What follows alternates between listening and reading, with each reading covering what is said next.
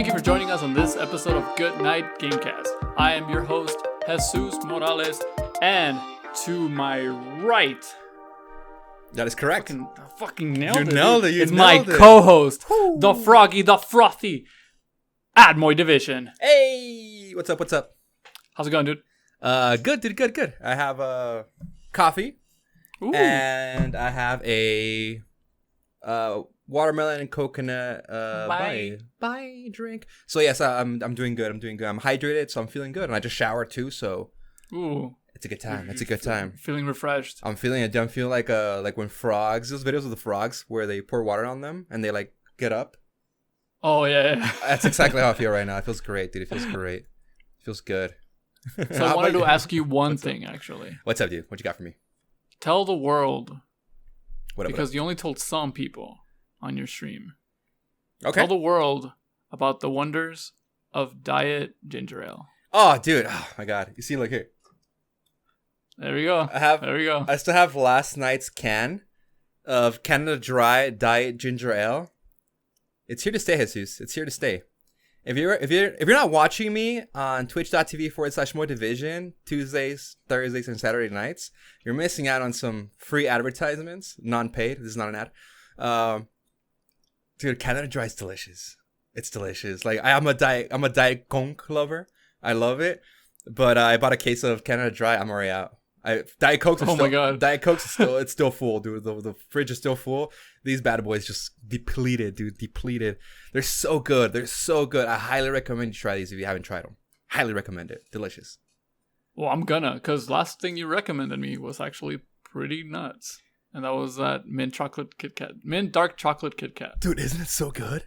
It's so good. It's so good. My thing about like mint chocolate, Mm-hmm. I don't like York peppermint patties. Oh, ooh, yeah. Too strong. Too much. But I like the Olive Garden like chocolates. Oh, hell yeah. Little Andes or whatever. Yeah. Oh, yes, dude. So, yeah, like the Kit Kat was like more akin to those. So I was like, yeah, this rules. Yeah, because there's like, the York peppermints are like that super strong, like peppermint mint. That's just like really overpowering. You're like, this feels fresh. And it's so much of it too. Like, oh, yeah, it's a huge patty. It's like 90% mint and then like 10% chocolate. It's like those, like the most stuffed Oreos. It's just like, it's too much stuff. Yeah. Too much stuffing. Like, no. Sell me the Oreo. Well, I like that actually. Really? Ugh. I think like extra stuffed Oreos should be like the standard. Really? I wish Oreo would just sell me the cookies. You're fucking nuts. Just the cookies. I love it. I hate the little cream. Or I get the cream and then I eat it. I eat the one that has the least cream on it. And I love how that tastes. It's like a hint of cream. The other one's like, okay, I guess I'll eat it. Just get the thin ones then. Oh, they do have thin ones. That's true. Yeah. Well. There's something for everyone, baby. But I think the standard should be extra stuff. Extra stuff, Dan. Yeah, like the regular Oreos is just, that doesn't make sense. That's an extra hot take right there. No, that's I'm for the people, dude. You're for the people? The people want stuff. Hey, let us know. If you're listening to this right now, let us know more stuff or less stuff. Let us know. You know, we'll do a Twitter poll, dude. We'll do a Twitter poll. Yeah, let's do it. Let's do it. See what happens. All right. Well, so we're just gonna take care of some quick housekeeping, and then we're gonna get right into the show because we got a beefy one today. Actually, beefy as hell, dude. It's gonna run a little bit. Quarter pounder. Remember, this is Goodnight Gamescast every Tuesday at 10 a.m. Pacific on all your streaming services: Spotify, Stitcher, iTunes, Google Play, wherever you get your podcast, we're there. And if you're watching this, you are on YouTube. We are on YouTube. Shoot us that like, subscribe, hit that bell, all that nonsense that everyone talks about. Because we don't have a URL. We would like to have a URL. So please subscribe so we can get that URL. It just makes it easier for us. Please. Post everywhere. So we also do have another show called Last Call. It's been like 2 weeks. Last call, baby. Last call. Yeah, we haven't done it in a while, yeah. but we'll take care of it. It's been a weird week. It's also my girlfriend's birthday this past week, so got to do a lot of stuff. So. Everybody say happy birthday, Raven. Happy birthday, Raven. Happy birthday, Raven. But yes, we haven't done it in a while. It's been a little time sensitive. It's been a little rough, but we have a juicy one that we talked about already that I'm super excited to do, and I'm sure you guys are gonna love it because it's gonna be funny. It's gonna be cool. Yeah, it's gonna be fun. So stay tuned for that one. Should be up like every other time we have that show. It's Thursdays at 10 a.m. Pacific. Make sure you follow us on Twitter and Instagram. I'm at WaveEXE right there, and then my co-host at Moydivision, Twitter, Instagram, and the podcast Twitter is at Goodnight Cast. At Goodnight Cast. There you go. Nailed it. You got it. It. Something on my screen. Oh no. My camera. All right, there we go. Is it an oily finger? Is it an oily finger? No, it was just like a little smudge. Oh, okay. I mean, so yeah, probably an oily finger. Probably oily. Or an oily paw. That's true. I don't know where she is. That's true. Your cat do be pawing. So anyway, Moy, let's get right to it. Oh, let's do it, dude. What have you been playing? I've been playing a variety of games, right? Because I have been streaming. I've been staying loyal to my streaming schedule. So I've been playing a variety of things, right? And if you watch the streams, thank you so much for following or supporting. Thank you so much. But I have been playing 2 games in particular this week that are new to me. One, both as a new game and as a genre, kind of. And the other one, a franchise I love, but a new game I never played because I always heard bad things about it. So I decided to check it out myself, right? I decided to check it out myself and see how bad it really was. So I'll start with that one. So right now I'm playing Dark Souls 2, Scholar of the First Sin, right? Yeah, dude. So as you already know, I'm a Dark Souls lover, dude. I'm a From Software fanboy. But I hadn't played Dark Souls 2. Everyone I ask, everyone's like, no, like Dark Souls 2 is just like the tracking is horrible, you know, the enemies are ridiculous, like it's just a really, really hard game for no particular reason. They just made it hard, you know, they thought hard was fun. Hard is fun. But not when it's ridiculous, you know, not when it's like, all right, like, come on, like, I get it. But I've been playing a lot of that. I've been playing it on stream and off stream. Loving it, dude, loving it. It's hard. It is hard. I've been having, I think, the hardest time with this one than I have with 3 and with 1. Not as hard as Sekiro, however. Sekiro, I did find to be more challenging. The boss fights were more challenging in Sekiro, like by far. For the whole pairing and stamina mechanics in Sekiro, right? That just made it infinitely harder. But I'm having a good time. I'm having a really good time. The lore is there. The lore is rich. The characters are there. This one feels more populated than other ones. In other Dark Souls, I feel like I'm by myself, like lonely. It's like, this shit is sad. And there's no one around here, and everyone's just half dead. In this one, it's like, hey, we have a little town. We have a little community. Come hang out. It's like, oh shit. Like, people are alive here. Good question, though, actually. What's up? Do they, like, do all Dark Souls take place in like the same universe, or how does the story work? So pretty much, there's what they're called, like the kindled fires. It's so pretty much a flame, right? You're supposed to keep going. It goes like by generations, right? So you just keep the flame going, right? It's like keeping good in like this land of the dead or whatever. So I'm not sure if it takes place at the same time, but I know it follows like a timeline, right? And I'm not too sure about that, like specifically. I haven't looked into it. I just kind of play them and enjoy, like, you know, the lore as they go. But but they do, you know, like, you at the end of the games, like at least in 1 and 3, you do like a link a fire at the end, right? So you become like a flame to keep on going, or you like extinguish it, right? Or like, it's like, I'm ending like this story here, right? So you become kind of like a guardian of the flame in a sense, or you can just like be like, quote unquote, like a bad guy and like end it there, right? Because you technically kill the guardian of that flame at the end in these games. Okay, gotcha.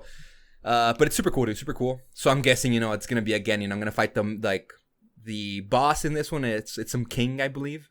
It's always a king or a prince. And then I'm sure it's gonna be like, when I beat that person, it's like, oh, the true actual boss is gonna be like the person, your character in 1.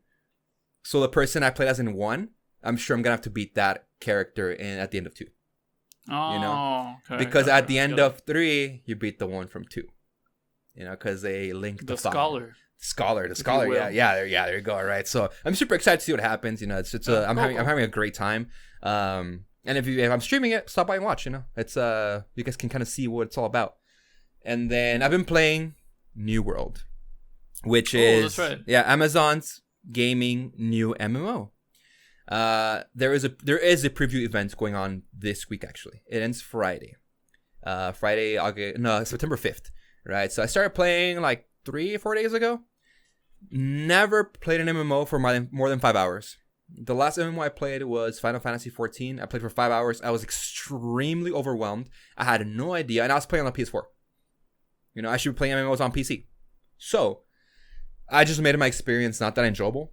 So I kind of like did that to myself. And also I was playing with like friends, and they're more versed in MMOs. I have no idea how to play an MMO. You know, the whole grind and everything, missions and stuff. It's all new to me. So I was kind of turned off by it. So I was like, you know what? I'm going to give an MMO a shot. This one's free. It's a preview. They sent me a code. I didn't pre-order the game. I didn't do any of like the qualifying things to get a code. All I did was literally go on newworld.com or whatever, signed up, and then boom, like that same night, like around 3, 4 in the morning, I got an email from them with a Steam code. So I got it. Start playing it, and it's fun, dude. I have a really good time. Okay. I'm having a really good time. I'm kind of scared how much of a good time I'm having, because I don't want to play an MMO, because I know these things are time consuming as heck. And I don't have I barely have enough time to play other games that I want. Now I can only imagine playing an MMO and then keeping up my battle royales and stuff. So it's gonna be tough, but it's a good game, dude. So far, I mean, yeah, it's buggy as hell, glitchy as hell, but it's in development, you know. So that I'm not taking points away from them for that, because it was supposed to come out August 25th. It was supposed to release, but instead they're like, you know what, we're pushing it to spring of 2021. So right now we're just gonna release a preview event, right? It's not a beta or an alpha, nothing like that. It's a preview event for people that pre-order, or for pretty much streamers, I guess, right? For influencers and stuff like that. So I started playing it. When it works, it's good. It's good. Yeah, it's a demanding game. Visually, it's demanding. It puts a little bit of a strain on your PC. If you try to run it at the highest settings, you do get frame drops pretty constantly. Some, I'm sure, coming from my PC. Some maybe coming from their end, right? Because unstable connectivity was something that was kind of big on Twitter that I saw. But the game's cool, dude. The combat's cool. It's got the whole weight rolling mechanics that Dark Souls has. You know, you have light armor for your mages. You have normal armor. And you have heavy armor, right? And then the weight classes, they affect your iframes when you roll and dodge. You know, and you have your weapons have skill trees, which is really, really cool. So you work on the longsword, you start unlocking longsword skills like a tree, and then you just buff those up. So it's really cool how this game is so similar to Dark Souls combat. That it just picked me up. It really picked me up, and especially playing. I mean that makes sense for you, because I was gonna say man, I'm gonna be so mad that that's the MMO that you pick. Yeah, but exactly. that makes sense. Yeah, combat. Yeah, and now that I'm playing this one, you know, and I'm having a good time, I'll probably try out Final Fantasy 14 again. You know, I'll just give it a shot, see how I feel. And also the thing that I like, I guess, because it's new, so everyone's new to it, so everyone's kind of on the same page, kind of like lost. It's kind of like, okay, we're trying to find our footing here. We're trying to find what's cool, what's the best stuff to do around here. You know, whereas in Final Fantasy 14, I jumped in and I'd see dudes flying around or running in fat chocobos, and I'm like, yeah, where's my fat chocobo? I want to run too. And it's like, oh, you don't get it till level whatever. And I was like, oh, okay, here we go. I guess I gotta walk like some peasant, you know, just walk around everywhere. Yeah, dude, but so I guess I like that, you know, everyone's trying to get in here and get whatnot. And for the most part, I heard pretty positive things on it. I didn't hear any people shitting on it really badly. I saw some, right? They were like, oh, you know, the combat was kind of boring, and it was kind of just real repetitive and stuff like that. And it's at least for me, in my experience, I enjoyed it, right? Okay. Yeah, because I did see some heavy MMO players that were kind of whatever. Some that were just this is actually really good. Like I'm looking forward to like the full game launch to see how it is. But yeah, I played like a good, I want to say like a good 12, 13 hours. So I got I'm at level 14 right now, which all the way to level 20 and below, so level 19 and below, you can respec all your stats, both for your weapons and for your like your intelligence, constitution, dexterity, all that stuff, to check out all the weapons, everything like that, so you can see kind of like what I like best, you know?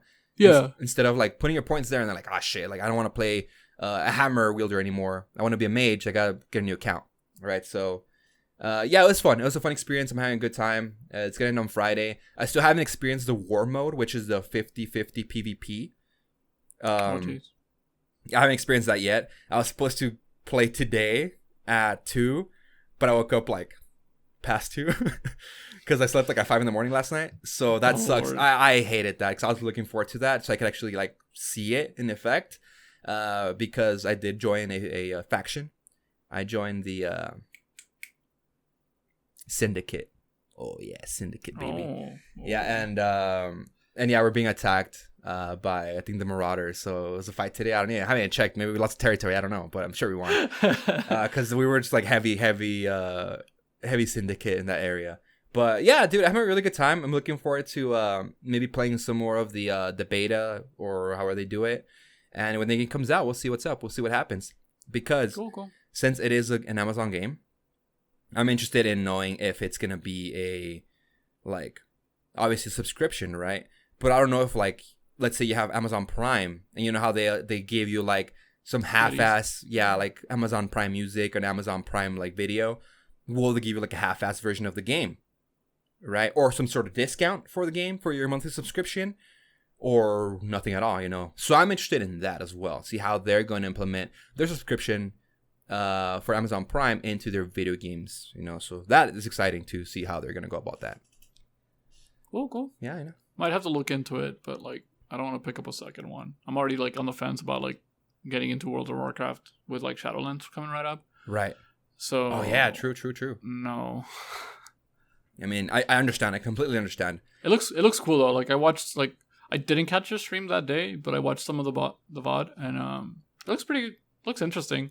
Yeah, it's interesting. Like it's just, you know, obviously, you know, play it if you can for free, or try it out, and if it's not for you, you know, there it is. You know, it's just another MMO, right? Another MMO. Yeah. But yeah, that's all I've been playing, you know, for the most part. How about you, man? How about you? What have you been playing? Jesus. So I've been playing a couple of things. I actually haven't been playing Final Fantasy 14 lately. Okay. Just because a lot of stuff went on sale on Steam that I wanted. I've seen you play games. So, well, like, it was like during like the DC fandom. Yeah. So like all the Batman games went on sale. I think like Asylum City and Ark and Night. I think they were all like $12 for all 3. Ooh. So I ended up getting that. So I've been running through Asylum. I've been trying to like just play through all of them. Yeah. So I've been playing Asylum quite a bit. It's okay. It's an old game. That's kind of like my thing about it. But like hearing Mark Hamill as the Joker is just never gets old. Hell yeah, dude. And then The Witcher 3 went on sale, and I've been waiting to buy that one. The Witcher. I can't say that much about that game just because it's an incredible game on its own. But yeah, like I've been playing quite a bit. I think I'm like 10 hours in, I guess. Not super in, but it's just like that first part of the game is like very slow. You're just kind of like still learning the game, you know, just because there's like so many like weird mechanics to the combat and like the exploration to it. Yeah. And they have like such a big emphasis on like preparing for your fights. So there's a lot of like preparations when you're going to like a big fight that you know of. Yeah. So essentially I'm playing the same game because like both Geralt and Batman are basically just detectives. Okay. They just like find all these clues and they're like, well, I guess I'm fighting the Joker. It's like, and then the other game's like, I'm fighting a werewolf. Yeah, it's like who is being eating the beef? Yeah. Who is being taking the cows here? But yeah, like it's super fun. I love this game. I'm just kind of like slowly chipping at it, like when I have time. Yeah. Just because like I want to get through, like I have 3 Batman games to get through, you know. So, right. Kind of just doing that, but I got kind of bored and like burnt out on like both of them. So I was like, I kind of want something else. Ooh. So I'm subscribed to Games Pass like a while ago. True, yeah. Well, actually, like last month, because it was still like the $1 thing, and I think it's barely gonna charge me the $5 like tomorrow. Oh, really? I saw that The Outer Worlds was on Game Pass. Oh, yeah, it's true. That's true. They did put it there. Yeah, so I just like kind of installed it on a whim. I was like, I'll just install it. Maybe I'll play it later. Yeah. And then just jumped into it like at like midnight or something, you know. Dude, it's so good. It's such a fun game. The Outer Worlds, not Outer Wilds. Not Outer Worlds. Okay, No. Outer Worlds. Okay. The one by Obsidian. Right. Yeah. Okay. Dude, like it's just so cool. Like the aesthetic of it is just super cool because it's based on like not space exploration but like space colonies, right? Like already like settled in and everything. But it's very BioShock, like actually. Like there's just like a bunch of like crazy neon signs, you know, like they're just like trying to like just, you know, make the colonies look very appealing to like tourists and stuff, right? And it has like a really weird like sense of humor. But everything about it is just Fallout, you know, like it's just Fallout New Vegas. Yeah. So like it's just super cool, man. Like the shooting actually feels like kind of better. Just because it's not like as clunky as like Fallout. Yeah. But like, you know, like it's clunky in Fallout, but you have the VAT system, so you can like kind of like target stuff or whatever. But like this one is just like, it feels like a first person shooter, honestly. Really? Yeah, like I kind of put all my points into like one-handed like weapons. So I'm like using a lot of like swords and like revolvers. Yeah. So I was just like playing like with the revolver, just like flicking, because yeah, like I play on like a fucking super low sensitivity, so I was just like fucking flicking my arm all crazy. Yeah. Yeah, like I was just like shooting some like enemies with the revolver, and like it just straight up felt like I was playing McCree on Overwatch. I was just about to say, I was like, were you McCreeing it? Yeah, dude. Like I was like just like flicking and like with the revolver, and I was like, man, I miss Overwatch. Like, but like that's how good the shooting felt in that game. Yeah. Okay. That's pretty solid. That sounds like because Overwatch shooting was pretty solid. It is solid. Yeah. So, yeah, like dude, like it's just a really fun game. Like you know, like that first big quest that you get, like it's the morally question. Like they let's question your morals real quick. Okay. It's like it's like a big town that like it's ridden with like a disease, and a bunch of like deserters that have left the town, and like the mayor's is like, well, like. You need like this part for your ship. Well, they have one. So if you like turn off all their power and reroute the power to our city, then you can get their like part, and then I can get them to come back into town because they'll die without power. Yeah. So you go talk to them, to the deserters, and they're like, "Well, you should reroute their power to us to like make a statement," you know? Right. So now you gotta decide like, who do I help? Yeah. But like. You get more information about the town, and like because like your partner is from the town, so she's just like, hey, well, like I think they're right, you know, like they don't want to like work under those conditions anymore because it's like a factory, like they literally just make like canned tuna or some shit like that. They just like canned tuna, like that's all they eat. Really? That's why they're sick too. Oh shit! All the mercury or whatever. Yeah, and because like they think it's a plague, but like they're just sick. Like eating tuna. Yeah. That's funny. And like the deserters like figured out how to because like the land is barren, but like the deserters like figured out like some science to like some sort of fertilizer to like be able to like grow crops. Okay. So she's like, yeah, like I know how to cure the fucking disease, and like I'm actually growing food. So like. I don't have to go over there. Like, I'm doing my shit over here. Yeah. But, like, the girl, like, tells you, like, hey, well, like, you're not fucking over the, like, if you, like, choose the deserters, you're not fucking over the mayor. You're fucking over, like, the hardworking people, you know? Yeah. Like, yeah, like, it sucks that they're working under those conditions, but, like, they don't really have another option, you know? Like, they're just doing what they're, like, kind of, like, they've known what to do their whole life, you know? Yeah, right. They made that choice. Yeah, so it's like now you're like, oh man, like do I support like the people with like free minds, or just kind of like just the working class, you know, like yeah, right. The structure. you're just like fuck. Structured working class. Yeah, that's nuts. That's nuts. Yeah, so like that was just like the first like major quest, Uh-huh. and like now I'm already like moving on to like a next like colony. What'd you do though? Yeah. So I actually picked I rerouted the power to the town. Okay. Yeah, but which is cool because I was like, man, like they're gonna fucking hate me, you know, because I think there's like a reputation system as well. Oh, okay. So like certain factions will like you depending on your actions. Yeah. And I was like, okay, like the deserters are gonna like hate me now. Yeah. But when you go talk to them to tell them like, hey, like I turned off your power, like you need to go back to town and stuff. Like the leader, she just fucking hates you, like you're a fucking snake and all this stuff. Right. But then like they're like the dialogue options kind of branch into something else, and she's like, hey, well, I think you should go back, but I think you should be leading these people. Let me see what I can help you with. Let me see if I can talk to the mayor to like have him like step down. Oh shit! All right. Yeah. So like, but I don't know if like my stats affected those options. Yeah. Or like that's just part of like your options for the storyline. So you have like charisma and all that stuff. Yeah, well, because I have high not charisma. I think it's just like lying. And Okay. just like not. I guess persuasion. Okay. I think that's the stat. So I was able to like convince her to like take up that deal and convince the mayor to step down. Yeah. Her. Yeah, because like you could straight up like she tells you like what, because the way that you start the conversation, you kind of tell her that like, oh well, we can kind of like take care of him. She's like, well, you can shoot him, but like I'm still gonna stay here, you know. Yeah. And yeah, like when you go talk to the mayor, you have the option to like try to convince him to like step down, or like an option to just like kill him. Oh shit! Okay. Damn. All right. Yeah. So like it's really diverse in like what you can do in the game. Yeah. So I'm like looking forward to like to see like what else it has to offer. I'm only like about like 4 hours in. Like I literally just started it like last night.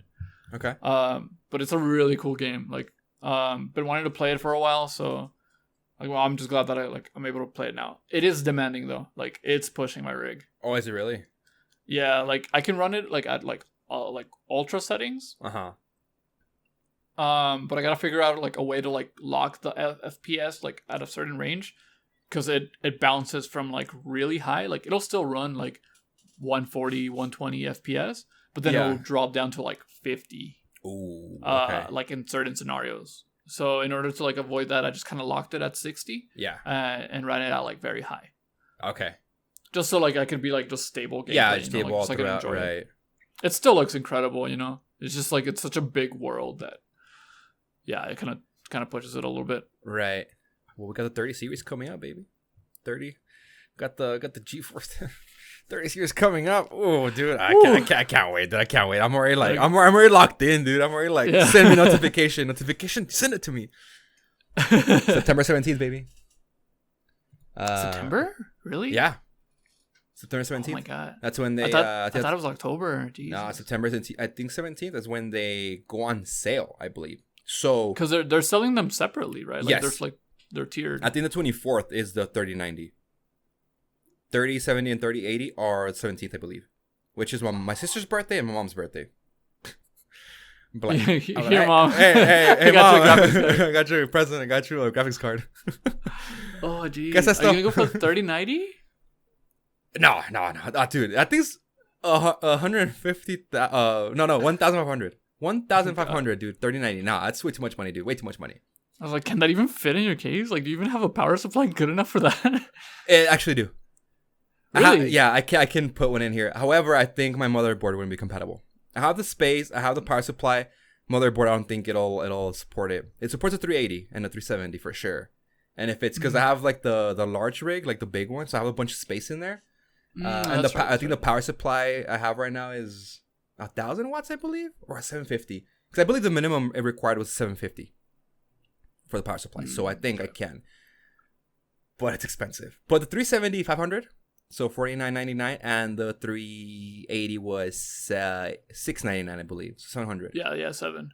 So, but either of those, I'm running right now my 1080, dude. Yeah. So I'm running on a 4-year-old graphics card. Well, for me, it's older, but yeah. I once we get those, baby, we can run it. I can crank it, dude. Crank it. Give me the uncapped frame rates. 30,000. 30,000. Is there anything plus. higher than Ultra? Is there anything higher? Hey, developers, please. I need more. I need 8K. 8K, please. I don't know why my voice goes like that.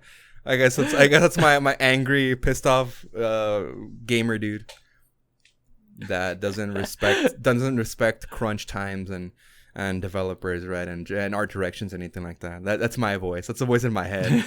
Right, it's like, what do you mean? This game looks like trash. You mean Halo Infinite? Look at that. It looks like Halo on the 360. It's art direction. I don't care. This 12 teraflops for this. I'm not buying this console. That's the voice in my head, dude. I don't know why. Why do you sound racist? Because that's the sound in my mind. That's how racist sound. Racist, pissed off dudes sound like that in my mind. I don't know. Anyway. Alrighty then. All right. So I actually gave you some homework. Wow! For the first time in 4 years, homework, dude. Yeah. So, hell yeah. This next segment, what's up? We're gonna do a little bit more fun. Ooh, it's gonna be. I mean, depends on what your definition of fun is. Right. It's school related. It is school related. Want me to read the title of it, or the title that I came up with? Are we gonna use that title, or are we just gonna use that for the like the actual video title? We could use it for both. I mean, you could just say it, yeah. All right, so this right here, this little segment, this little theme for today is gaming academics, making great individuals one game at a time. Woo, let's go. That's the slogan for the new university me and his are gonna open up.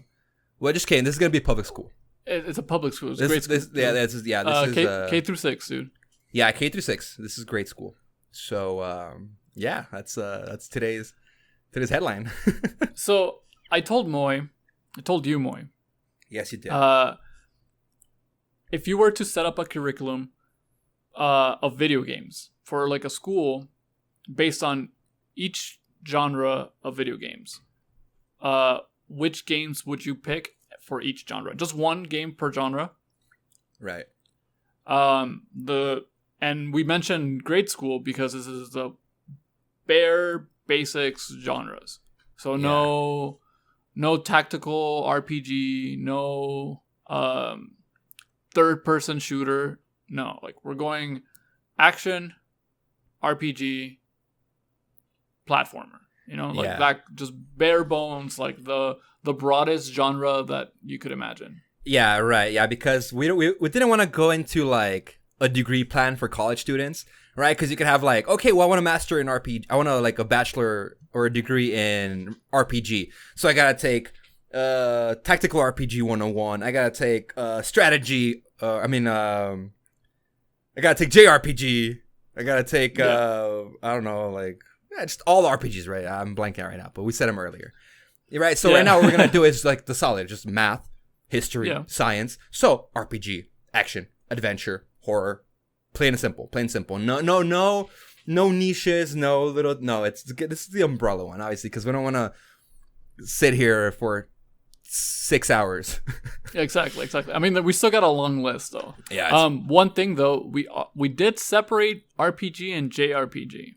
That's the only caveat that we have on here, because there's just so much to it. Yeah, there's a lot. You see, even she knew that there's. So she had to come in and be like, hey, like I'm with this. RPG and JRPG had to be different. They had to be two separate things. So that's really our only criteria, I guess. And then obviously like these are the games that we think, these are like some of our favorite in the genre, but these are the games that we think make a well-rounded gamer boy, right, or girl. There you go. Yeah, it's like, all right, like We want to make sure that you go out into the world of gaming, into the industry, with some of the best knowledge behind you, with some of the best experience, right? Hands-on experience. Play these games, go out into the industry. Hey, you know what? You play some great games. You have some great games to reference these genres. So here they are. Here they are. Woohoo! Later on in the future, you realize you love RPGs. That's all you play for the rest of your life. That's fine. But now you understand the bigger scope of gaming. There you go. You pursue your higher education with your RPG degree. And then you get into the nitty-gritties and you can do all your things. So yeah, dude, let's get started. Jesus. Let's get started. I want you to kick it off, Moy. Okay. With our first subject. Yeah. Action, dude. Class is in session. Class has begun. This is the meeting that we're having before opening up our school. Yeah. All right. And this is the study plan. Lesson plan. That's what it's called. Lesson plan. I have like a bunch of teacher friends, so they hit me with their fucking teacher lingo. All right. So action. If you were to play an action game, and I'm teaching, I would teach you. Don't get late to class because this game's a good one. You don't want to miss any of it.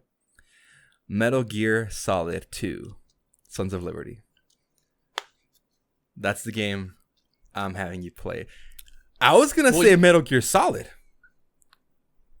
plain and simple, but Metal Gear Solid 2, Sons of Liberty, I feel like it contains what an action game for me, like, just bursts with flavor. Yeah. Well, you know what, Mr. Rodriguez? I agree with you. Oh, shit. That should go on the lesson plan. 100%, dude. Like, because me and Jesus talked about, like, stealth, right? And how, like, a while back, stealth was its own, like, genre. Oh, it's a stealth game, right? And it's a stealth game. You can still call a game a stealth game if the majority of the gameplay is stealth-based, right, to accomplish your objectives. However, a lot of games all across the board, across genres, have implemented stealth mechanics into their video games. So you could call almost a lot of video games stealths, even if they have the stealth part. So we decided to go with with action as an overseer and Metal Gear 2, Sons of Liberty for me as the action game. Jesus, now in your lesson plan, what did you pick? We're moving on categories. Oh no, you got that's one for you as well. Oh no, yeah, that's why I said I agree with you because that's on my lesson plan. Oh hell yeah, dude! Wow. Yeah, same thing, man. I was thinking Metal Gear Solid, original PS1. But Jesus Christ, my cat's behind the computer. Oh, she's by the lamp. No wonder it turned darker. I was like, what the heck's going on? But yeah, so Metal Gear Solid 2, as opposed to Metal Gear Solid 1. I mean, it just has better mechanics. It looks a little bit better. It's still PS1, PS2. It's not that much of a difference, right? But you not only does it teach you what a good action game is. It opens up the branches, that's why we want to mold these youths into something more. I want to show you this great action game with great stealth components. Yeah. But then you're gonna realize great story writing. Oh. Not just great story writing, but batshit crazy story writing. Yeah. How crazy can you get with a story? Yeah. And it still relatively makes sense within itself. Yeah. Because once you get into if you start going into Snake Eater and Guns of the Patriots, it's oh my god, all these crazy timelines. Sons of Liberty is still crazy enough to make sense to someone. Yeah. If they just play that, it's still fucking batshit crazy. It is. Especially when you start fighting the vampire. Oh my god, dude! Yeah, it's but it's so good. It's such a good game. Jesus. Yeah, but that's definitely that's the gateway action game. Yeah, dude. To pick that. Yeah, it's an action game that can show you how crazy you can get as a developer and achieve something great, even if it's just not a streamlined straight story. It can be it's nuts. So yeah, dude, I'm glad. And this is not premeditated. We didn't talk about these games beforehand. Yeah. We did it. These are completely blind. He doesn't know my picks. I don't know his picks. So the fact that we got this one together is a match made in heaven, dude. There you go, dude. There you go. So next on our categories, on our subjects, actually, if I say. There you go. We did decide on separating action and adventure. Mm-hmm. Just for the broader aspect of things. Right. We decided that it was mostly me. I'm just a fucking asshole about these kind of things. Because I think when I think of adventure, I think of like a certain type of game, and when I think of action, I think of a certain type of game. There's most nowadays can fit in both, but I feel like we can explain what both genres are themselves, and then action adventure is a high school level course. Yeah. There you go. And then you want to play and then you want to talk about like a college level action adventure. You talk about like Paper Mario, dude. Origami King. It's like, is it an RPG? Is it an action adventure? Is it action adventure? I'm lost. Just kidding. But yeah, so you said this next one was adventure, right? So we're going with adventure. And my pick for the curriculum is actually a bone to you, my friend. Ooh. It's Breath of the Wild. Breath of the Wild. Sick, dude. Sick. Yeah, like... All right. It's not the Zelda game I wanted, obviously. Like, we've been over this million of times. But if I think of an adventure game, I'm thinking of two, but I had to pick one. Yeah. And it was Breath of the Wild, man. Like, definitely. Like, when I think of adventure, I think of, like, a long and vast journey. Yeah. And just tons of, like, exploration aspects. Mm-hmm. And, yeah, Breath of the Wild kind of just marks off every single one of those boxes. Oh, dude, hell yeah. I'm so on board with that. And I'm glad you said that. Because it was going to be my subject. My curriculum had, dude. It was going to be that. But this other game beat it by 1 point, which is allocated to story. So my adventure game in the curriculum is Legend of Zelda: Ocarina of Time. I get it. When I first felt adventure in my life, when I was like, this is an adventure, it was Ocarina of Time. The story feels like an adventure, right? Mm-hmm. Here's the thing. Breath of the Wild was like, it's an adventure, dude, because you just open to like do your thing, like an adventure, right? However, I do like the story of Ocarina of Time more. Because like the adventure part of it, for me, it tells a little bit more of a story. So like, you're young Link, and then you get older, and then you see like the world change, and you try to progress, and you achieve certain things, right? And you get to know people, you meet characters, you see what happens to them, where they are now, and the different regions. Obviously, Breath of the Wild has them as well. But I think for the story-based content of it, I feel like mine would be Ocarina of Time. I'm biased as shit, obviously, because this is my favorite game of all time. But if I was being unbiased, I would still say Ocarina of Time or Breath of the Wild, because it just makes sense. Yeah, like it's a good choice no matter what. Like, I think I picked Breath of the Wild over like Ocarina, because I think honestly, it wasn't like in the contending, just because I was like pretty set on like Breath of the Wild. But obviously, like, Ocarina of Time does make sense. I think I picked Breath of the Wild because it condenses what the Legend of Zelda story is. Mm-hmm. Yeah, like pretty well, Oh, like, yeah. It's adventure, like young hero goes to rescue princess and then defeats the Dark Lord. Right? Cool. Yeah, Awesome. Like, there's. Don't argue with me that like the story is bad, like it's good in Breath of the Wild, because it's like it's very bare bones, Yeah, it's super simple. That's not the point. That's not the point of the game, But I think that's like, it encapsulates what the Zelda story is. Yeah, like pretty well. But focuses you more on the exploration. Yeah, it's 100%. It's a short story with an art book, as Ocarina of Time is like an actual like novel. Breath of the Wild is a short story with a huge art book behind it, because it's a beautiful game to experience, not to dwell too much in the story, right? 100, but it still tells a story, 100%. So yeah, it's adventure, dude. It's adventure. Nice. I'm psyched to get class started, dude. Already, I can already tell you, dude. I'm getting my kids here. I have no kids, but one day we'll see what happens. All right, so moving on to the next subject, RPG. What do you got, Moy? Here's where it got tough. Here's where I sat here at like 4 a.m. just contemplating in my life, right? And I'm like,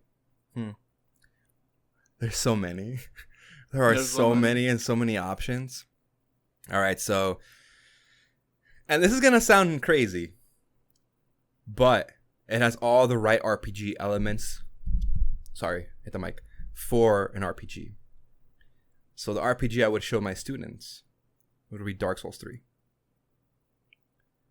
Dark Souls 3. No, like I agree with you. That's a pretty good one, actually. There are many RPGs out there, you know, and I was wondering where we're gonna put it. Yeah, and you know it's good because like I was like, okay, well, like I'm gonna go with a turn-based one, but I was like, but wait, like not all RPGs are turn-based. Let's go with like let's go with different ones because we do have RPG here as well, right? So I was like, I'm gonna play with myself a little bit, not enough in an actual sense, right? Figuratively in my head. So yeah. But Dark Souls 3 is I feel like it's a solid RPG. You know, you allocate your points to what you want as your build. You get different armors, different weapons. You build those up. You upgrade the weapons, upgrade the armors. Your covenants, everything, items, it's there. It's all there. It's all there. You play as this character and you become a character that you want. RPG 101 right there, dude. Yeah. And I think it's a solid game as hell. So, yeah. Dark Souls 3 would just be my game. What about yours, dude? Pretty much like on the same reasons why you're picking Dark Souls 3. Mm-hmm. I'm picking Skyrim. Solid. Never played it, but Yeah. I've seen a lot on it, and yeah, You know, like like if you just go by like the definition of like what RPG is, you know, like role playing game. You know, like you're literally making this character your own. Yeah. You're customizing its look, you're customizing its race, and then you pick whichever class you like, and you get to play the game as you see fit. You know, like there is a story. You know, like the only thing that like is like the same thing with everyone is that, you know, like you're a dragonborn. But that's just like a lineage thing, right? Like it doesn't really affect you much more than like what the main story is, because everything else is just depends on your actions and who you are, like as a race. You know, like you do encounter like racism as well. Like, you know, if you're a certain race, like some people might not talk to you. Some people might be like a little bit more cautious towards you depending on your race. There's just like a lot of like really weird like interesting systems in that game. Yeah. That in my opinion. It's an RPG, you know. Yeah, no, of course. I didn't want to really put it in here, because it's like it's the white man's RPG. Right. Like my friend Danny always says that. The white like, man's RPG. Holy shit! Just like it's an RPG for white people. He's like, I mean, you're right. You are correct. Yeah. Even though there's stuff like Witcher and like Kingdom Come Deliverance, where they're literally based on just white people telling of like medieval times. Yeah, it's like. But like no, Skyrim is definitely the white people RPG. Celts and Vikings and shit like that. Yeah, exactly. So, but yeah, like I was very conflicted because I didn't know whether I should put it in adventure or on the RPG. Just because like a big part of Skyrim is just exploring the world of Skyrim. Right. And it's just so huge. There's so much to do. Like so many like living, breathing people like that populate the world. But like through and through, it's a role playing game. You know, you're really just playing yourself. You know, you're not playing Link. You're playing yourself. Yeah, and that's exactly why I didn't choose, like another game where you're like someone already. Like it's like notably that person. You're like, oh, it's like oh, like Witcher. It's like it's an RPG, but like you're like Geralt. You know, you don't have a name in these. Like you don't have a name. Like you just a vanilla character that you make your own. It's like, let's go, baby, let's go. So yeah, dude. All right, cool. RPGs. There you go. I like these picks so far. These picks are solid as hell, dude. Yeah, these are solid picks. Like, I'm very surprised. All right, so I guess moving on to our next one, JRPG. So a little bit different. A little bit different. There's a J in there. There's a J in there. There's a J in there. 4 letters. And like, you know, it's not just, and it doesn't just mean Japanese role-playing game. Yeah. Because like, they are different. Because like, technically Dark Souls is a JRPG, you know? It is. Yeah, but like, you know, there's that je ne sais quoi. Yeah, of course. RPGs out. Yeah, you know when it's a JRPG. Like, you see it. It's like, visually, you're like, that's a JRPG. Yeah, like, honestly, like, I mean, like, what is it? Like, maybe 70-80% of the time turn-based? Yeah. Uh-huh. Whereas, like, a regular RPG could be a lot of different things. Yeah, exactly. Yeah, so, that was me first, right? Yeah, go for it. Yeah. So, weirdly enough, I didn't pick Final Fantasy 7 or 6. You son of a bitch. I could have put money on the table. I could have put coin on the table, sir, that you were gonna say 6. Yeah, I didn't actually. Right. I love that game, and I think everyone should play it. Like, you know, it's gonna be like, yeah, I'm teaching this game, but like, really, you should be playing this game. Oh, okay. I'm gonna slip it under the table for the kiddos. You know, like, I'm only gonna show it to the students that like I like, you know, like, Yeah, of course. I'll see that. Yeah. I'll see that spark in their eyes for JRPGs. This kid's got a future. This guy's got potential. Yeah, like he's all about this shit. So yeah, she's gonna be the next I don't know, the creative director for like Nintendo, dude. Let's go. Yeah, but you know, speaking of Nintendo, it was released on the SNES as well, and it is Chrono Trigger. There it is. Yeah, I mean, you nailed it. Yeah, it hurts not saying Final Fantasy 6, but it doesn't necessarily mean that I think Chrono Trigger is a better game. I think I chose it just how much more accessible it is, I think, in my opinion. It still has like relatively the same art style. It's a little more polished than like the sprites from Final Fantasy 6. Yeah. But you know, just having the Akira Toriyama stamp dude, just makes it a little bit more accessible for people. And it's just such a good tell, you know, like when I think of a JRPG like stories, like this just nails it. You know, I think Final Fantasy VI's story tends to divert a little bit from like the JRPG-ness of things. You know, because it started. That's when they started exploring with like, you know, like magic and steampunk. You know, like kind of just crossing over those worlds. Whereas Chrono Trigger is very like high fantasy. But dude, like, I love it. But there is some machinery. Yeah. But like, it's not full steampunk. You know, like it's just like machinery. They have their own place in the world where it's not like the war between machine and magic. You know, right? It's literally just it's just like another like set piece for it's like it's a character trait for one of them at least. Yeah, right. So it's just like a really cool story. And it's very basic, but it's really good at the same time. You know, it's a very like, I guess in a way predictable like time traveling story.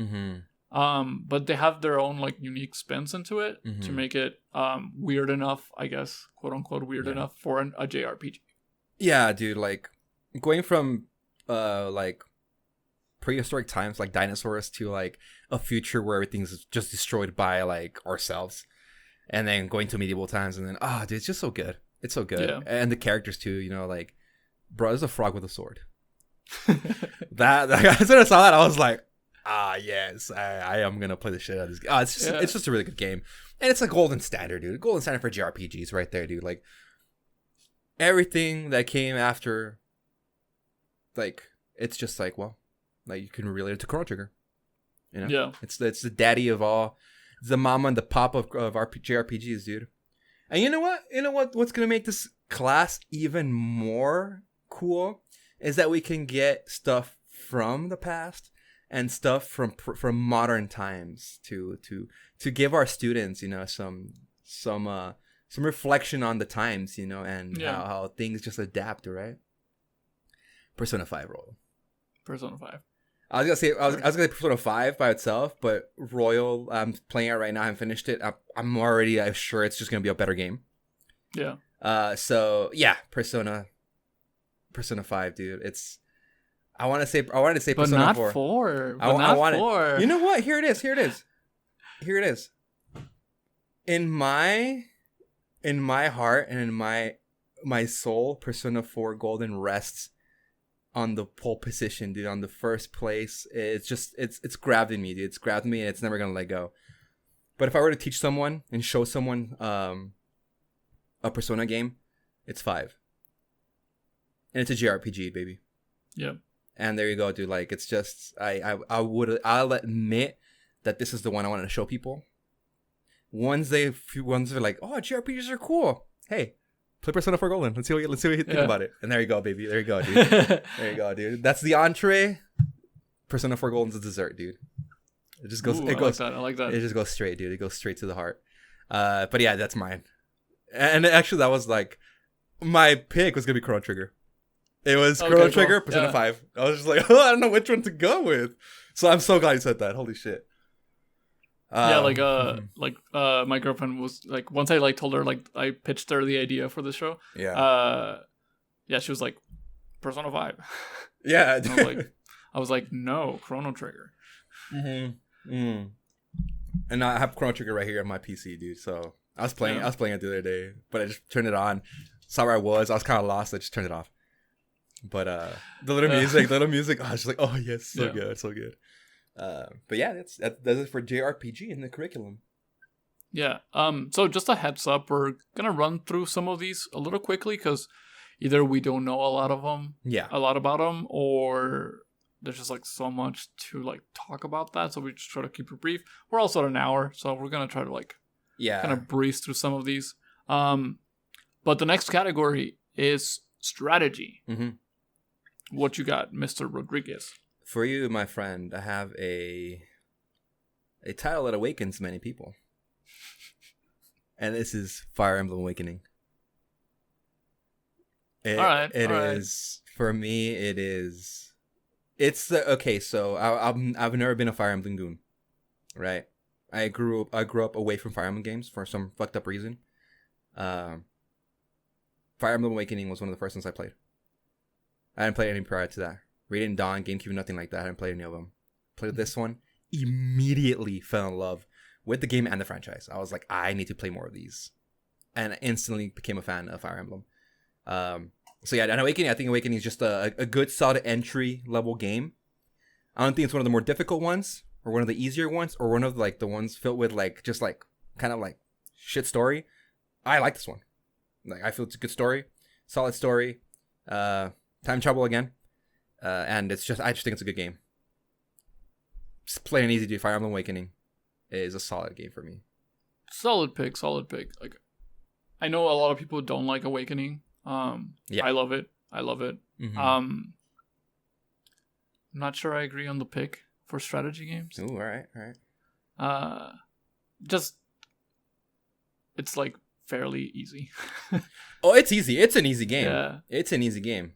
Like, yeah, no, for sure. Like, in my opinion, it's just like I don't think there's like a lot of like strategy involved into it. Like, as opposed to like Binding Blade or like Sacred Stones, you know, where like you literally actually have to like plan out your moves, or like you get fucked. FE, dude. I mean, which one? The one you hate.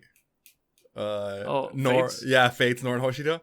Those were harder for like. I mean, Nor was hard as hell. Nor was hard. Like, Hoshido was fucking easy. Yeah, dude. Nor was hard as hell. I was just like, I'm dying like in the second map. What the hell? Like, what is this? Did I finish Nor? I don't remember. Oh yeah, I did. I didn't play Revelations. I put 300 hours into this fucking game, dude. Yeah, you fucking nut. 100 hours into Hoshido, 100 hours into Nor, 100 hours into Revelations. I don't know how that happened. You're insane. They're so bad. Good characters though. Good characters. Revelations was the one you should have played from the beginning. But then you're just confused. Yeah, I guess that's the thing, you know. But like they should have just like made it a longer game, integrate the story a little better. But yeah, having you play 3 games to lead to like a fake ending, and the real ending, it's just like, oh well, maybe we should have done that. Yeah. Oh god. Whatever. Well, anyway, my pick for strategy is StarCraft 2, Wings of Liberty. Okay. I didn't spend too much time on this game. And in the genre, to be honest, like my like realm of strategy is like same thing as you. Like, it's just Fire Emblem. Yeah. But I gotta give props where props are due, you know? Yeah. It's a very important game. It's like granddaddy of esports, you know? So, and there's just like so much shit. Like, I just felt like I have to give it to an RTS, like in this category. Yeah. And I don't know anything about Civilization. I know that's a very popular one, and like Yeah. Command and Conquer. But like StarCraft, like that's what I think of when I think of strategy. Mhm. It's StarCraft. Mostly like biased because like I love esports and I tend to like fluctuate to kind of those kind of things. Yeah. But I think StarCraft is just a very like well beloved game. That was just like generally like pretty cool. Like I did play a little bit of it, but it's just RTSs aren't my thing. I won't be teaching this course. Yeah, me either. We'll have someone else teach this, unless they let me teach Fire Emblem. But I'll be like that PE teacher that teaches like health as well. It's like I have my fortes, but I can get through this. We can get to the textbook. Like we'll just read it. Yeah, of course. Yeah, start reading, and then each paragraph switch over. here's a handout. I'll pass it out, and just turn it in. That's it, dude. All right. So the next one we have is sports, deportes. Deportes tecnología. Deportes en directo. I don't know. There's not much to say about sports, as like they are sports. Either you play a sport in your life or you haven't. And I show you, even if you haven't, you've watched a sport. So, I mean, I'm going with Madden, dude, and that's not even like just any Madden. I mean, I'm going with any Madden, right? Yeah. Because I haven't played Madden in a minute. The last Madden I played, I think, was like 2009, and that had Sean Alexander, I believe, in the cover when he was with the Seahawks. Who? And that's the last one I played. Yeah. And that's when you could jump from like when you could start on offense, you could start to play as like a tight end, and that was game changing because you just block and run. So that's it, dude. Madden. FIFA's dope. Yeah, Madden. Yeah, FIFA's dope. But Madden, dude. I just think Madden games are fun as hell. I haven't played one I haven't played one in 10 years. Well, my pick is actually FIFA. FIFA. Okay, well there you go, dude. Hell yeah. It's the world's favorite sport, dude. It's the world's favorite and best sport. It's the world's best sport. It's the universal sport. Aliens play this as well. Like I always hear like bad things. Like me working at GameStop, like when the new Madden comes out, new NBA comes out, like there's always someone that like talks shit about it. Oh, of course, dude. I never really hear it with FIFA. Yeah, for the most part, all they like, yeah, you're right. Yeah, they just like update their rosters and people are just happy. They're happy, yeah. They're like, oh shit, you can have tattoos now? Pfft, dope. Yeah, and then like World Cup comes around and they're like, oh, dude, yeah. Oh, dude, yeah. You know what? Yeah, you're right. So there you go, dude. You're teaching in the U.S. There you go. You got some Madden and FIFA. There you go. And you're teaching anywhere in the world. If we decide to open our school up in shit, I don't know, dude, in like Japan or Germany, yeah, or New Zealand or something. There you go. Do we have FIFA? Let's go, baby. Let's go. All right, now we're getting to the juicy one. Oh, let's go. Shooter, dude. And this is hard. This one was really hard. This one, actually, surprisingly, it was like pretty easy for me. Okay. Because I don't know, like I just felt it. I mean, for me, go for it. I'm sorry. For me, it's actually just Call of Duty 4 Modern Warfare. Okay. Like, as much as I want to give it to Halo, it's Call of Duty 4, man. If I'm thinking shooting, I'm thinking guns. I'm not thinking space guns, Yeah. I'm thinking good old assault rifles. And Call of Duty 4 just nailed it. Like, way better than any of the past ones. Just, like, it has its aspects, like, it has, like, a good story, good multiplayer, and the guns feel good, So, that's pretty much, like, why that one. I honestly wanted to give it to, like, Modern Warfare 2. Just because that's the one I spend the most time with. But those guns were broken. Yeah. Those didn't feel like guns. Yeah, dude. Well, I was between two. Actually, I was between three. All right. But one of them got eliminated because I'm a relic. And I just think this is the granddaddy. I was going to go GoldenEye for the N64. Okay. But if we're going to like a shooter that's like that holds up and it just like I really loved Call of Duty World at War. World at War, dude. Because here's the thing, I was gonna go with Black Ops 2. Like Black Ops 2 had some nutty guns that I was like, oh, these guns are great, and Nuketown, the whole thing. This shit was just amazing. Like it was just a really, really good game. However, I'm a nut for history. Yeah. And it has got historic guns. They didn't just like make up guns. They have historical guns. I'm not a gun guy, by the way, but I read my books. And like they just feel good, dude. It's like there's nothing like modern about these guns. It's just steel and wood and gunpowder, and that's like I feel like those guns just feel good. And that game was hella fun. The campaign was dope as hell. At the end, you overthrow the Third Reich, dude. You're at the heart of Berlin, and you just like put the big Soviet flag, baby, on top of like the big ass tower. I was like, this is a badass ending. Holy shit! Like this is hard as fuck. So I just thought it was really cool. And and you win the game as the Russians. You don't win the game as some bullshit fictitious American dude that like flunked himself into the Soviet ranks and he's just like an American spy. No, dude, like you're just a hard boiled Russian dude with like some dude Dimitri, out there. And so I just really like that game, Call of Duty World at War, and the multiplayer was super sick. Bouncing Betties, baby. Oh, bouncing Betties were fucking bouncing sick, Betties, dude. MP40s, and Springfield rifles, baby. Oh god, the Springfield was so fun. It was so fun. And then when the little clip jumps, cling. Yeah. Dude. So I was just like, yes, like hell yeah, let's go. Yeah, that's a good pick actually. I completely forgot about it just because, why? Like the reason why everyone played that game is just zombies. Yeah, for sure. So I was like thinking of like the whole package, but like now that like you brought it up, like that makes a lot of sense. Like I don't think the story was as good. Like as Modern Warfare. I think Modern Warfare's story is like the gold standard of like a shooting game story. Yeah, no, for sure. It's pretty. They're pretty garbage usually. Yeah. But I think when you like outweigh zombies and a good story, they kind of like it's like, oh, this is hard. Yeah, because zombies was nuts, dude. Zombies was really fun. Like everyone played zombies. Some people just played zombies. Like that's all they played. Yeah. Yeah, like I didn't really like play a lot of multiplayer on World of War actually. Mm-hmm. Because God, when did World of War come out? Was that after? It was for the PS3. Was it after Modern Warfare and then in between Modern Warfare 2 or afterwards?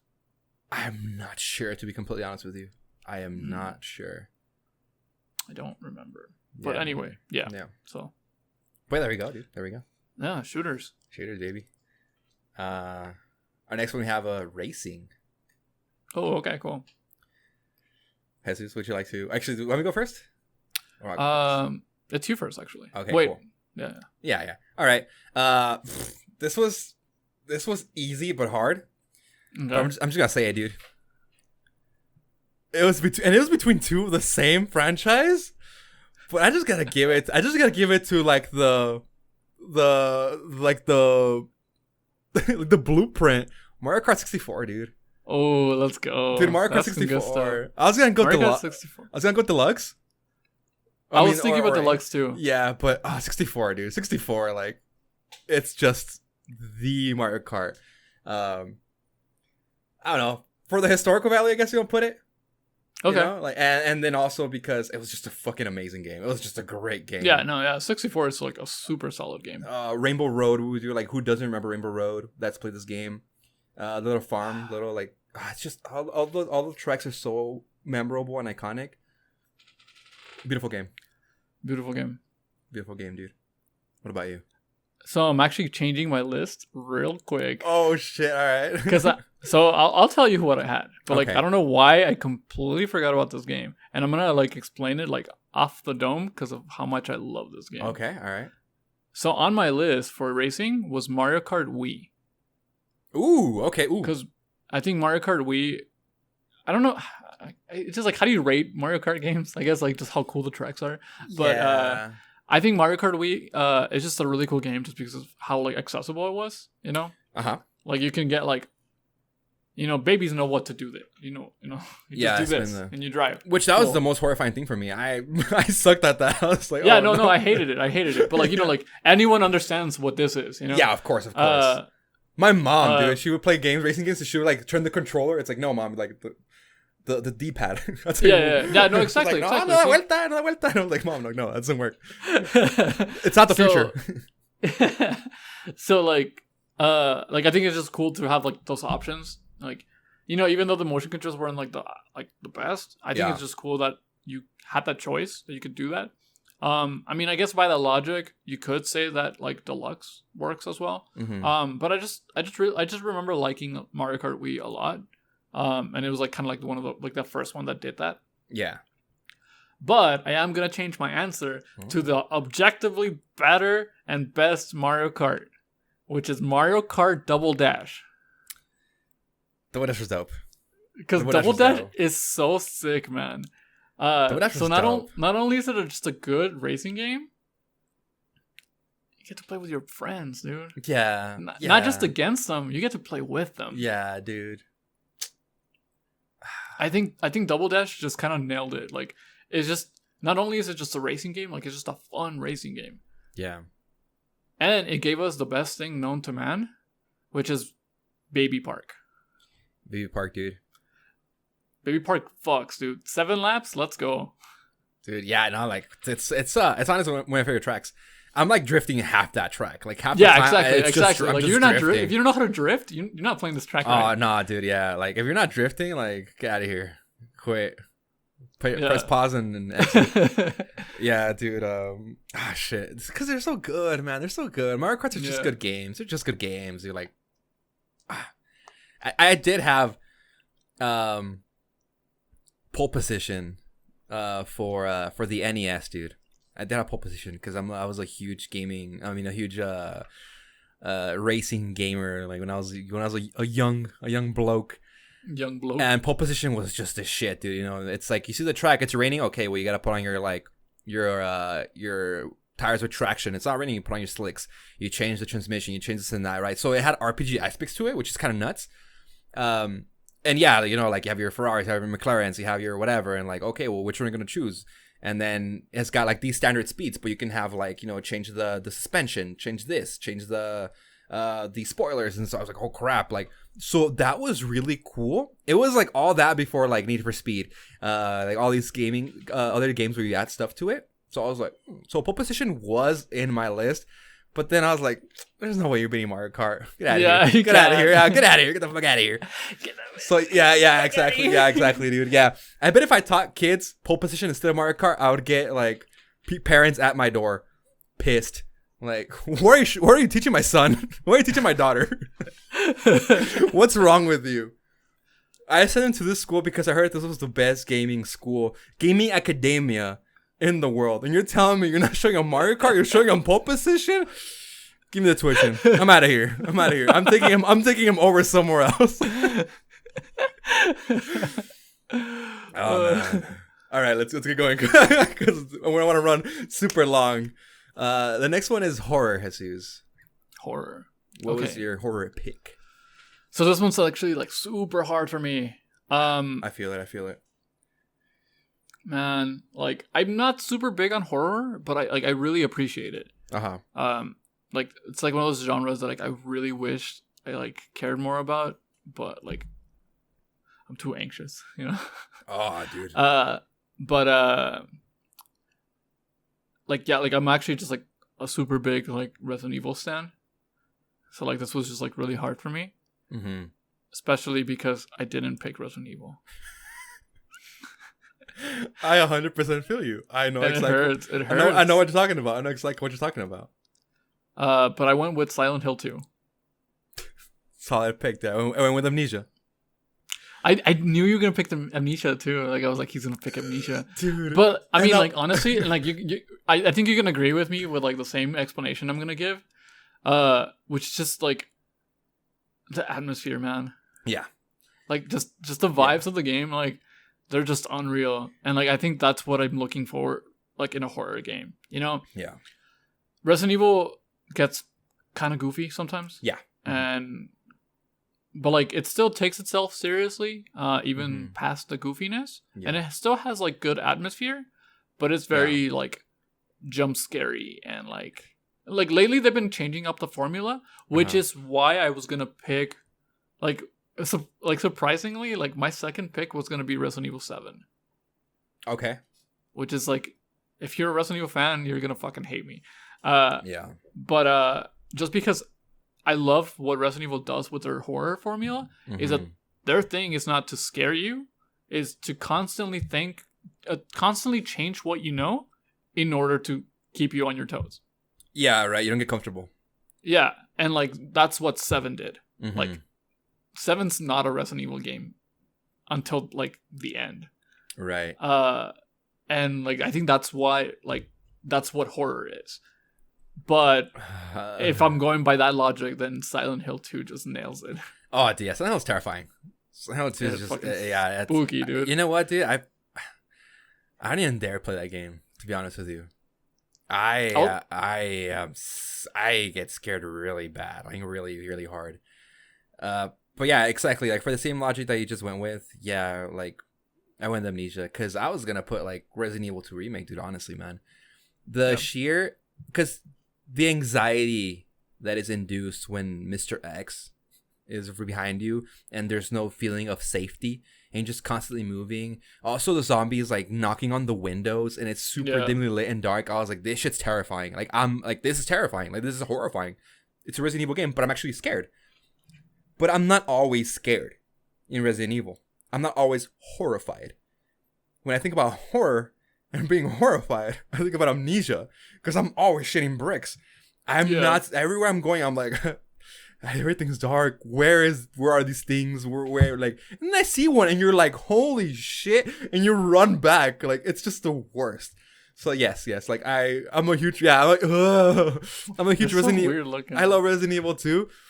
And I thought I was like, Jesus might go Resident Evil as well. But I don't think he's going to do it. I think he's just going to like let his mind decide over his heart. Yeah, that's exactly what happened. It's just like, you always get to that point in like Resident Evil games where you like upgraded your gun so much and you've collected so much ammo that you're just like, I got this. Yeah, dude. Yeah, you're like, you lose fear because you're powerful. Yeah. And these other ones, you're never powerful. You're always running and hiding. Yeah, dude. Good stuff. Good picks. Good picks. Yeah. I knew you were gonna pick Misha. Like, that's a good one though. Like, I fucking hated Misha. Oh, that was terrifying, dude. Good stuff. All right, so our next subject is actually platformer. Yep. And that's me. Go for it. This was tough. Many platformers out there. Way too many platformers out there. Of all kinds. Mm-hmm. But there's just one that sets them apart. There's just one that nailed the formula, and it deserves to be taught at a school level, which is Super Mario 64. Impressive. It deserves to I like the pick. I was not expecting the pick. Yeah, dude. Like, I was thinking, like, Super Mario 2, Super Mario, whatever. Like, the Super Mario All-Stars for the NES. I was thinking all those, right? I was thinking Donkey Kong. But Super Mario 64, dude, it was just an incredible game for the time. And it's still to Odyssey, dude. Same formula. That game is just good. These games are just killing it, dude, and they're good, man. They're just good.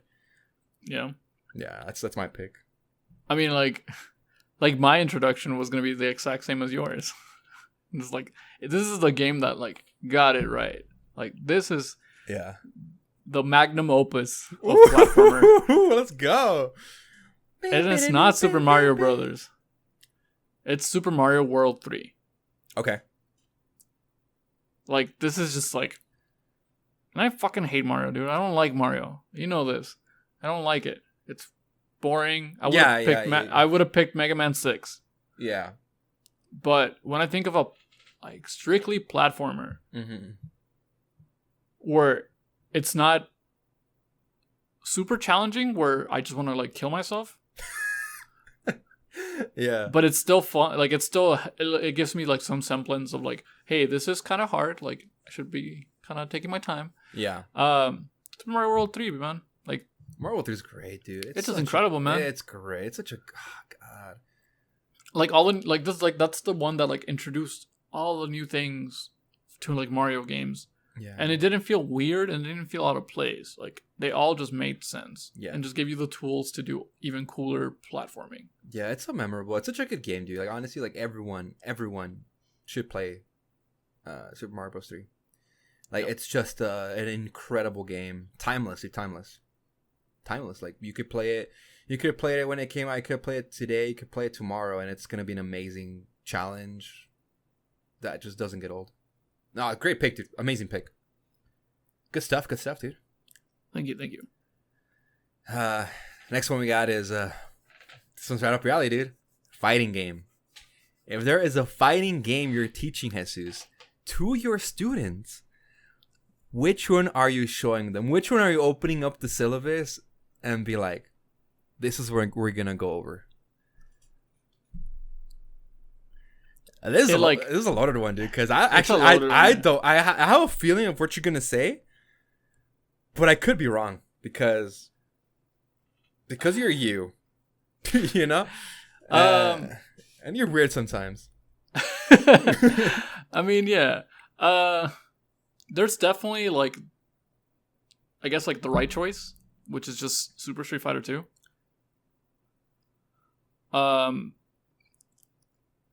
But I guess like in the same way that I didn't pick Super Mario Brothers, I'm gonna pick Street Fighter 3, Third Strike. Okay. Just because I think it's the same reasoning essentially. You know, like it is still a Street Fighter game, and they added more mechanics to it and like different things to the games. You know, like mechanics and characters. That seem kind of crazy and weird. Yeah. But it still feels like a Street Fighter game. Okay. You know, like they introduced parrying and like just weird characters like 12 and Oro. That just, you know, kind of at the time like broke the boundaries of like what the characters are supposed to be. You know, like characters are just functions, you know, like right. Like, you know, like you got your Ryu, you got your Guile. Like they all just kind of do their one thing. But it's like, oh, like let's throw in these like weird ass characters that don't make any fucking sense. And it just works. I mean, obviously, like the characters aren't like the best in the game. Like, Ken's still like the better character in the game. Yeah. But it's still like a Street Fighter game. It still feels like a Street Fighter game. And it's just hands down like my favorite fighting game of all time. So I kind of have to put it on there. Same thing, you know, like I'm gonna slip a kid that I like a copy of like Street Fighter 2. Like, hey kid, you ever heard of footsies? Yeah, exactly. Yeah. But yeah, I think I would definitely put Street Fighter Third Strike on there. Okay. Well, you see, you don't gotta slip him a copy, dude, because I'll be teaching it. So you can be like, all right, well, Mr. Rodriguez over there is gonna teach you about Super Street Fighter 2, dude, because that was, I don't know. I remember if that was the first fighting game I ever played. I remember if it's Mortal Kombat. The first game I played, it was one of those two. I don't know if I played the Genesis first or the Super Nintendo first. I forgot which one it was, right? But Super Street Fighter 2 was just, it's so good, dude. It was just good, and it's so good, Jesus, that it just made its way to arcades. Kids in Juarez, man, they were playing King of Fighter, and they were playing Super Street Fighter 2. Rarely would you see a Mortal Kombat. Rarely would you see a Killer Instinct. Rarely would you see the one with the dinosaurs. What's it called? Primal Rage. Yeah, Primal Rage. You know, so we play all those, right? But it was always like, I guess you ask the shop owner, what do you want me to put here?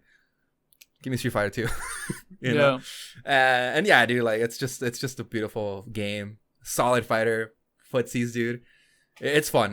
You can be sober as hell playing this with your friends. You can be drunk as shit at a bar playing in an arcade.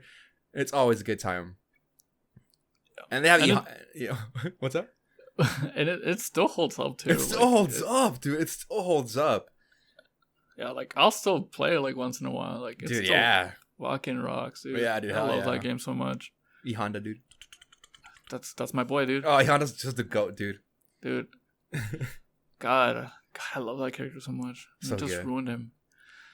All right. So yeah, Yeah, that's fighting. There you go. fighting game. And then So next up, yeah, what do you got? we got rhythm game. You see, this one I thought was gonna be a lot harder, until it was not. It turned very easy. My kids are gonna walk in, not into a classroom. They're gonna walk into a, what are they called? An auditorium or a theater area or a band practice room, because I'm teaching them Guitar Hero, dude. All right, but which Guitar Hero? 2. Okay. Yeah. Cool. Guitar Hero 2. Guitar Hero 2, dude. I mean, I don't know. It just had bangers. And that's it, dude. That's it. I respect the choice, but I'll be teaching them Guitar Hero 3. Okay. Right. I personally like the tracks more in Guitar Hero 2. Mm-hmm. But, like, you can't argue with, like, how iconic the soundtrack is in 3. 3 is great, dude. Like, Guitar Hero 3 is the reason why a lot of people listen to The Strokes. Oh, dude, hell yeah. Having which one was it? It was it's Reptilia. Reptilia. Yeah. But, like, people still, like, not just people, normies, still listen to The Fall of Troy. Oh, dude, yeah, dude. Like, FCPRI, yeah. Like, it that just baffles me. Like, yeah, it's just so weird. It's such a weird thing. But there's, like, so many weird artists that, like, you wouldn't think people would listen to unless, like, if someone tells you, like, oh, I love this band. It's like, wait, where did you listen to them? Yeah, where did you first come in contact with this band? And it's Guitar Hero. Because, like, Guitar Hero 2 had, like, really good songs. And they were, like, they had, like, some weird ones. But they were still, like, relatively, like, mainstream. Mm-hmm. But there was, like, some weird stuff, like, on 3. Mm-hmm. Like, you telling me people in the United States, besides you, me, and Pablo, know who the Gallows are? Yeah, exactly. Like, no one knows who Gallows is. Yeah, dude. It's funny that you mentioned that, because real quick, like, it reminds me of, like, Madden 07 had a bunch of Cartel. Oh, yeah. And it was just, like, had a bunch of bangers, and I was like, and, like, Franz Ferdinand and stuff like that, and it's like, wait, this game's for, like, people are like football, you know? It's mostly like, give me some rap, give me some rap and shit, you know? So I had like these jocks at school, like, listening to Cartel, and I was like, this does not add up.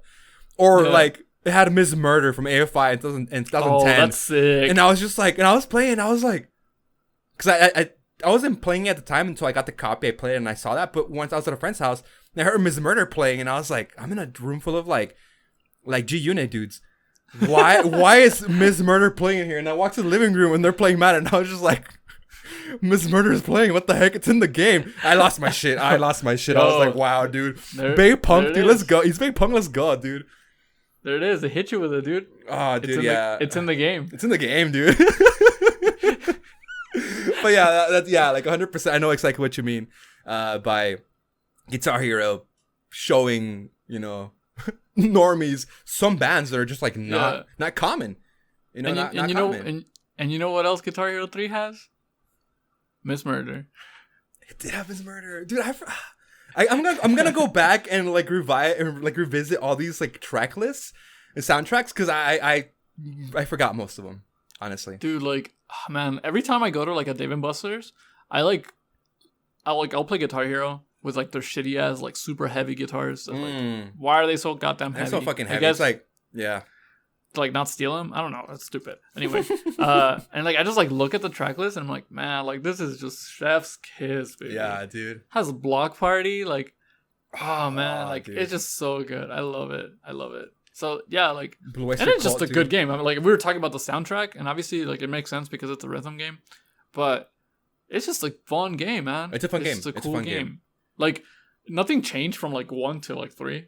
I don't think so. Yeah. Like, did they have star power in the first one? I don't know. I forgot. I think Psychic had it for sure. Psychic had it for sure. First, I'm not sure. It was a mechanic, dude. I don't know. But like, you know, like 3 just had like really cool, like, just, you know, if it ain't broke, don't fix it. But then, you know, they added like more like superstars. You know, like they had Slash, they had Tom Morello. Like, they have Slash. You know, like that was just cool. Like, yeah. So I think if I have to teach a rhythm game, it would be Guitar Hero 3. All right. I would love to teach DDR, but Yeah, dude, I thought about that, but I was like, I don't know. yeah, I think DDR is iconic in the way that it's just a floor mat, like it's a floor pad. Yeah, like But, you see that shit, you're like, oh yeah, I've been to the pizza. Yeah, I'll step around. I'll step on that. Yeah, there you go. But yeah, I think Guitar Hero just takes the cake on that. Yeah, dude, for sure. Yeah, because a lot of rhythm games, but it's just a solid pick. And besides, dude, the kids will have fun. The kids will have a lot of fun, dude. All right, so the next one we have is party/family game, Jesus. So okay, I'm going first on this one, right? No, actually, you're first on this one. I'm first. Yeah. I think we mixed it up somewhere along the lines. Yeah. Okay, whatever. Yeah, anyway, so it's in the name, baby. It's in the name. It's Mario Party. Yeah. But it's actually Mario Party 4. Yes, dude. Yes. Same. Really? Yeah, same. Yeah, Mario Party 4 just slapped it. It was like it's just so good. It's so good, dude. It's the supreme superior Mario Party, dude. Mario Party 4 definitely, is just so it's so good. Yeah, dude. Oh yeah, dude. I'm so hyped to set 4. Fuck yeah. So like my only like reason, I mean, besides it being just a good game, it's just the one where it's like the race, but you have to like draw like the line. You're like holding a giant pencil. Yeah. You have to like draw the line. And you get like some fucked up lines and shit. Dude. It was like, it had the best mini games. Dude, it's so good. Yeah, dude. So I guess that one's a quick and easy one. Mario Party 4. Like, it's just a bunch of fun mini games. Variety one of like just great. I mean, you could even say like WarioWare, right? But there's something about Mario Party mini games that are just you're right, man. hella like, fun. WarioWare on the Wii. Yeah, dude, it's just Christ, it's just one of the most fun things you can ever play. Because that was my second choice. That was my second choice. That's why it was super hard, but I ended up going Mario Party because there's something about like I think it's more family friendly because because people of more like younger kids can play because WarioWare is pretty hard. It's pretty demanding. You know, so I think of family. It's like, okay, well, you know what? Let's like put this in like a more like accessible gameplay for like all age levels and stuff like that, and like categories of difficulty. Mario Party 4. Yep. Yeah, I did so. Yeah, I did. But dude, good stuff. All right, what's our next one? And our last one actually. Oh yeah, there you go. We should have ordered it a little bit better, but. It's okay. It's actually puzzle games. Puzzle.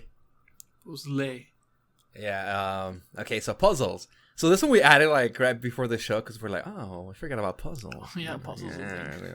All right. So if I'm teaching a puzzle course at this fine establishment, at this fine macadamia, is Bubble, dude. Bubble. Hell yeah. Bubble, dude. I love that game, dude. I love that game so much. I played it on the PlayStation for the first time, and it just became an instant, like, favorite, dude. I was just like, I'm just gonna put this one in and just play. And then 2-player, dude. It had 2-player. And then so, like, you do the little, like, just, you have the verses, right? So you're just shooting little bubbles and stuff. It's just a great game. Like, it's just a great puzzle game. I don't remember what it was called, but there was like I think it was a spin-off. Like you're the dinosaurs. Mm-hmm. But like you just like shoot bubbles. Like it's like a very like Mario. Yeah. My pizza's here. Oh, pizza is here. Yeah, like it's like Mario Bros like style like level layout. And then you just like blow the bubbles and you have to like pop them and it just. Yeah, I know exactly what you're talking about. I forgot what it's called. Yeah, but I love that one. Okay, actually, it's Bubble 2. I'm sorry, I forgot to specify. Yeah, I know what you're talking about. It looks like a Mario game. I know exactly what you're talking about because it looks like the one in the versus Mario Party one. I mean the Mario. I think is this Mario 3? I think yeah. Like with the versus the one. Pipes coming the out. Pipes, yeah, it's that one. Yeah, it looks exactly like that one. You have to like bump all the enemies like to like fall off. Yeah, it's that one. Yeah, but mine is Bubble 2. Bubble Bobble 2. There you go. That's my favorite. Nice. Okay. So clearly, like, we have to say this one. It would be Tetris. It would definitely be Tetris. Yeah. Like, I love Tetris. I actually really like Tetris, and I'm a little upset that I haven't played Tetris Effect yet, because I heard nothing but good things about it. Yeah, same here. But dude. yeah, man, like it just has like such a. First of all, it's just such a good game. Mm-hmm. It's such a good game. Tetris is just it's hella fun, dude. But that pizza smells good. Damn, dude, I saw that. I got hungry like instantly. I was like, give me something. Oh, like now dude, it just smells super good. Oh, you bastard. I'm ready. But Tetris. Yeah, Tetris, dude, for sure. Yeah, man, like if once we said puzzle game, I was like Tetris. Like I didn't even think about anything else, honestly. Like now that we're talking about things, I was like, oh yeah, Bubble, and like now I'm like, oh yeah, like Super Puzzle Fighter and Picross, like dude, Pokemon Puzzle. Yeah, there you go. Oh, there's game. so many, like Dr. Mario, like yeah, it's just but so many, I have to give it to Tetris, like oh no doubt down. For sure. Like it's you want to teach this so these people can be well-rounded gamers. Tetris needs to be there. So thank you for picking it, dude, because it has to be there. And this was hard. This was a hard list. This was a hard list. Like, some of these were like easy, but yeah, man, like it hurts. Like, you know, going over like our like second options. It's like, man, it's like, we left out hundreds. We left out hundreds of games, dude. It was tough. It was tough. But yeah, dude, that concludes our curriculum for gamer. Let me pull up this sheet again. For gaming academics, dude, making great individuals one gamer at a time. There you go. To sign up, dude. Sign up. Start. Enrollment starts now. So. Yeah, enrollment is now open. Yeah, so if you're interested, leave us a comment, leave us a like. Leave us a little. Let us know if you're interested in joining, or if you want to be a teacher.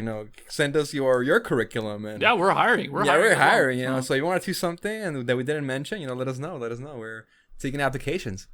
And don't worry, for now it's gonna be teach from home.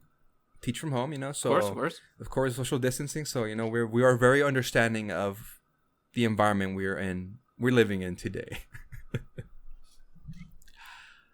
Well, that concludes this episode of Goodnight Gamescast. I hope you guys enjoyed it. We hated it because we're so stressed out. These lists were so hard to make. They really were. But we're glad we made them. We're super glad we made them. Yeah, dude. Solid picks, man. Solid picks. So yeah, make sure you follow us on all social medias. At Goodnightcast on anything. And give us a like, subscribe on YouTube, all that good stuff. But that being said, thank you. And good night.